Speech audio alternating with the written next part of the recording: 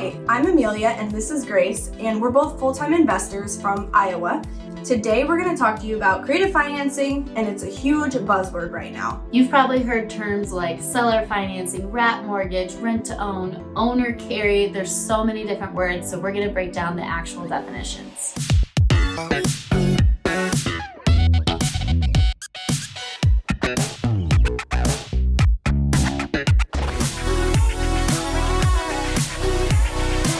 So to get started, think of creative financing as the umbrella term that encompasses things like seller financing, sub-to, and wrap mortgages. All three of these types of deals have 4 terms that need to be negotiated, and that is the purchase price, the down payment, the monthly payment or interest rate, and the length term. The best part about creative financing is these terms have way more flexibility with a seller than you would get from a bank. So an easy way to think of it is a bank would never sell you a home with a 40-year term loan, but a seller might. Exactly. So first we're going to start with seller financing. Seller financing is when a home is free and clear, so there's no debt on the home. So they sell with 4 terms like we talked about earlier: purchase price, down payment, interest length, and then term length.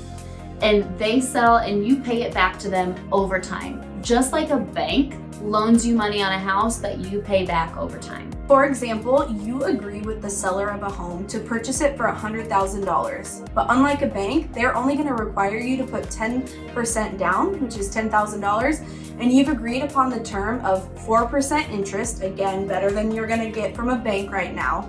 And you're going to amortize that loan over 20 years. And like we said, these terms are flexible, so you could structure it however you want. This is just an example that we're giving to you. So next up is a wrap mortgage. A wrap mortgage is very similar to seller financing, except for that there is an existing loan, an existing debt on the property. So you might have a piece of debt that you buy the house and you wrap your mortgage around that existing debt, and that's where the term wrap mortgage comes from. So your mortgage payment will consist of 2 parts: your part to the bank of the original mortgage and your part to the seller, which is typically the part that is their equity. So for an example, let's say you get a $100,000 house and there's an initial debt amount of $52,000 on it, which has a monthly payment of $300.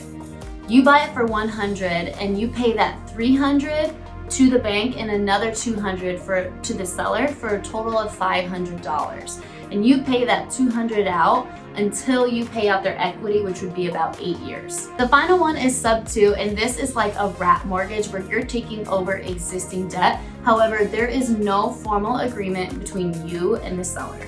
The purchase is simply subject to taking over the existing debt. There is no additional payment to the seller, and there's also no mortgage that protects the seller from DTI requirements if they try to go get a house down the line. So that is the key difference. The paperwork is the key difference between sub-to and wrap mortgage. And the debt is the key difference between seller financing and wrap mortgage and sub-to. So an example of sub-to would be you find a house for $125,000 and their monthly payments are $650. You basically assume the mortgage for that property as is.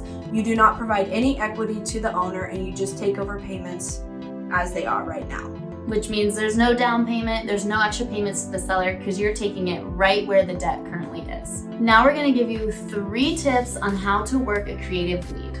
Number 1 is always keep the seller in mind and try to structure the deal so that it's a win-win for you and the seller. Really do a good job of listening to what the seller wants and needs out of the deal. Number 2 is if they're stuck on a purchase price, you can probably do that if you get your terms, because all 4 of these terms are like levers that you can manipulate to make the deal work for you. So I always tell people, if you want your price, I get my terms, and other way around. If you want your terms, I get my price.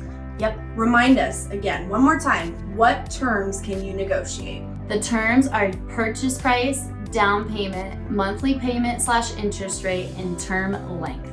And number 3 is once you find a creative deal, make sure you're working with an attorney that's familiar with creative financing to draw up all the legal documents. And if you're in a state that uses a title company, work with a title company that also understands how to do this so they can get the closing done quick and on time. Thank you so much for listening. We really hope you liked this video. If you have any questions, make sure you comment them down below and like and subscribe. See you later. Thanks.